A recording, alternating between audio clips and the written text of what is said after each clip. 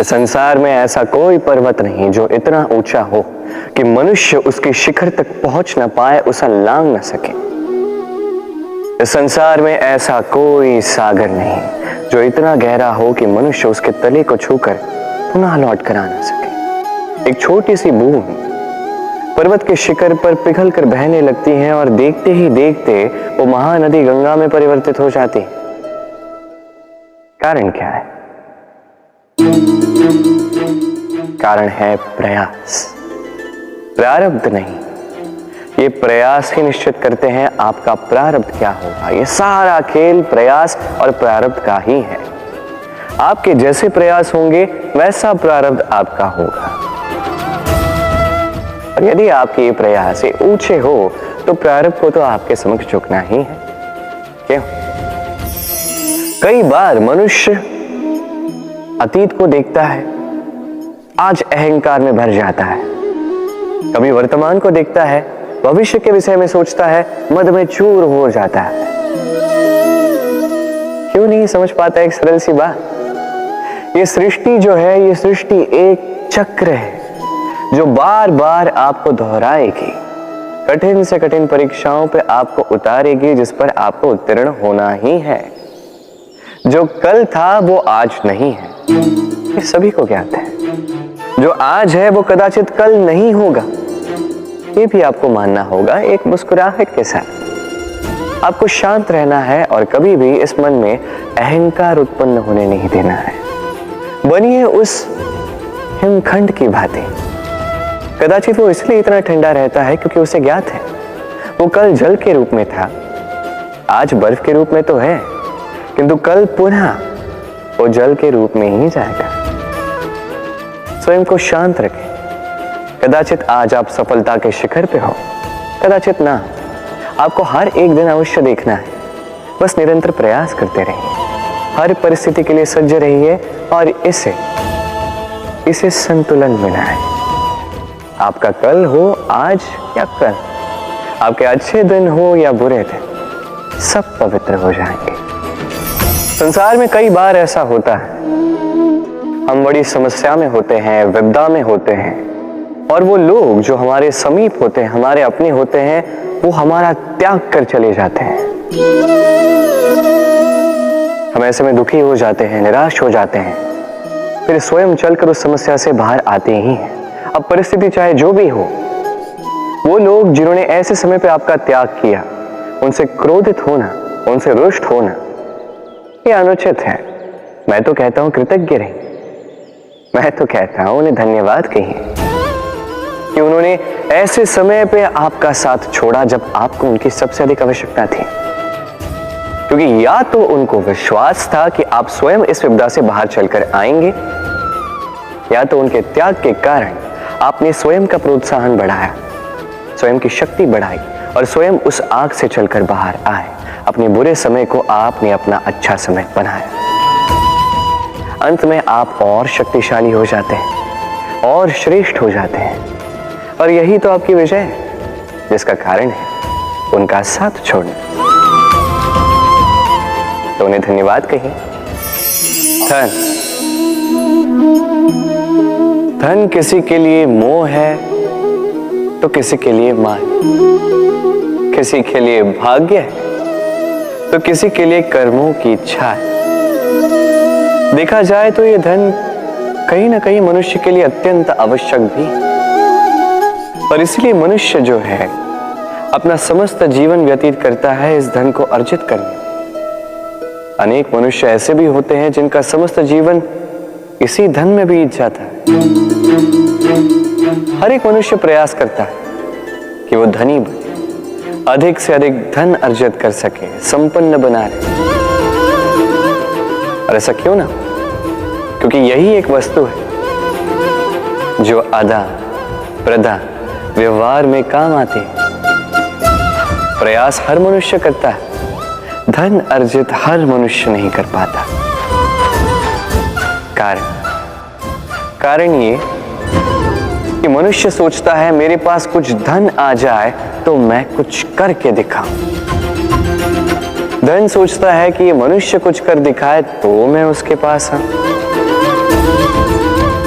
इसलिए करके दिखाएं। ऐसे श्रेष्ठ कर्म कीजिए कि धन स्वयं आपके पीछे भागने लगे। आप यदि धन के पीछे भागोगे तो आप अपना संतोष खो दोगे, किंतु यदि यही धन आपके पीछे भागने लगे तो आप महान कहलाओगे। इसलिए कर्म कीजिए, श्रेष्ठ कर्म कीजिए। ये धन तो फल स्वरूप आपके पीछे आएगा ही आएगा। जीवन क्या है ये जीवन?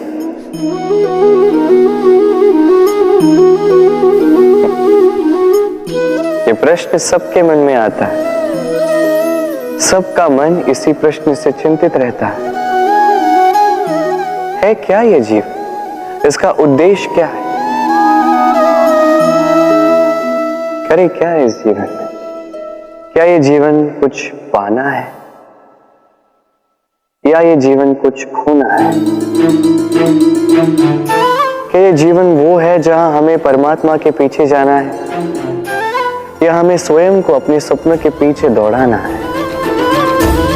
क्या है ये जीवन? ये जीवन अत्यंत सरल है, एक शांत जल की भांति है, एक दर्पण की भांति है। ये जीवन है ठीक एक दर्पण की भांति। दर्पण क्या करता है? आपको वही दिखाता है जो आप करते हैं। आप मुस्कुराकर दर्पण में देखें, दर्पण आपको आप ही का मुख दिखाएगा मुस्कुराते हुए। आप रूठ कर दर्पण में देखें, दर्पण आपको वही दिखाएगा। आप खिलखिलाकर दर्पण में देखिए, दर्पण आपको वही दिखाएगा। यही है जीवन, एक दर्पण की भांति।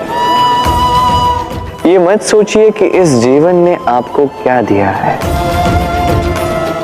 सोचना ये है कि आपने इस जीवन को क्या दिया। यदि आप इस जीवन को सुख देते हैं, आनंद देते हैं, प्रेम देते हैं, तो ये जीवन भी आपको सुख, आनंद और प्रेम ही देगा। हमारे मन में सदैव एक प्रश्न आता ही, ये जीवन जो ईश्वर ने हमें दिया, एक जीवन ईश्वर ने एक आत्मा दी है पृथ्वी पर जीने के लिए। जहां तक हमें ज्ञात है हमारे पास एक ही जीवन है, तो हम अवश्य ये सोचेंगे कि इसको सुधारा कैसे जाए। हर एक व्यक्ति सोचता है कि मैं क्या करूं जिससे ये जीवन सुधर सके, कौन सा कर्म करूं, कौन सा पुण्य करूं, कौन सा शास्त्र पढ़ूं जिससे मुझे वो ज्ञान मिले जिससे मैं अपने जीवन को सुधार पाऊं। समस्त जीवन व्यतीत कर जाता है इन प्रश्नों के उत्तर खोजने में, वो शास्त्र समझने में। कई सारे लोग फिर भी समझ नहीं पाते। चलिए आज मैं आपको एक सरल सी बात बताऊंगा जिससे आप इस जीवन को सुधार सकते हैं। जीवन, जिह्वा, इन दोनों की एक ही राशि। जिह्वा यानी आपकी वाणी, इस वाणी को नियंत्रण में रखिए, इसे सुंदर बनाइए, मधुर वाणी रखिए। जितना हो सके इसे सुधारिए, आपका जीवन सुधर जाएगा। क्योंकि वाणी ये होती अत्यंत शक्तिशाली, ये एक ऐसा बंधन है जो सामने वाले व्यक्ति को आपके व्यक्तित्व के साथ बांध देता है। तो इस वाणी को सुधारिए, इसे सुंदर बनाइए, आपका जीवन अपने आप ही सुंदर हो जाएगा। शत्रुता, एक व्यक्ति दूसरे व्यक्ति से शत्रुता कर बैठता है। दो घनिष्ठ मित्र, एक समय ऐसा भी आ सकता है जब ये दोनों एक दूसरे के परम शत्रु बन जाते हैं। इसके कई सारे कारण हो सकते हैं, किंतु प्रमुख कारण है आलोचना। जी हाँ, यदि आप किसी के विषय में आलोचना करते हैं तो हो सकता है वो आपका शत्रु बन जाए। अब मन में एक प्रश्न आ रहा होगा कि ये कैसे संभव है? आलोचना ये तो आवश्यक है। यदि मैं अपने मित्र के बुरे कर्मों के विषय में आलोचना ही नहीं करूंगा तो वो सुधरेगा कैसे? ये सत्य है कि आलोचना आवश्यक है, किंतु उससे अधिक महत्वपूर्ण और आवश्यक है आपका ये निर्णय की ये आलोचना किस स्थान पर करनी है। यदि ये सार्वजनिक रूप से करते हैं तो ये अपमान भी बन जाता है। यदि यही एकांत में करोगे तो ये परामर्श बन जाता है। अपमान कोई स्वीकार नहीं करता, वही परामर्श सभी को अच्छा लगता है। तो यदि आप किसी के लिए कुछ अच्छा चाहते हैं, किसी को सुधारना चाहते हैं और आपको लगता है कि आलोचना आवश्यक है, तो सर्वप्रथम समय, स्थिति और स्थान पर ध्यान रखिए, अन्यथा ये आलोचना आपको बहुत महंगी पड़ सकती है। तो आइए और मेरे साथ प्रेम से कहिए, राधे राधे।